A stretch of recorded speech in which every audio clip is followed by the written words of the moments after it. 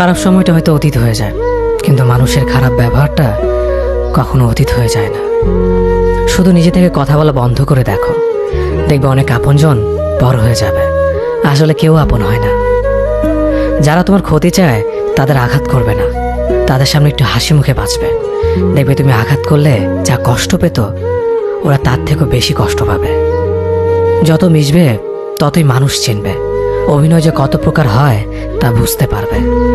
সবাইকে তোমার সত্যতা জানানোর দরকার নেই, যে যা ভাবে তা নিয়ে সমালোচনা করতে দাও। বেঈমান মানুষগুলো কখনো অপরিচিত মানুষ হয় না, খুব কাছের মানুষগুলোই বেঈমান হয়। মানুষ চেনা শুরু করলে এমনিতেই বন্ধুর সংখ্যা কমে যাবে, এটাই বাস্তব। 3টি কথা মনে রাখবেন: যে তোমাকে সাহায্য করে তাকে কখনো ভুলে যেও না, যে তোমাকে ভালোবাসে তাকে কখনো ঘৃণা করো না, যে তোমাকে বিশ্বাস করে তাকে কখনো ঠকিও না। ধোঁকা একজনেই দেয়, কিন্তু বিশ্বাস সবার উপর থেকে উঠে যায়।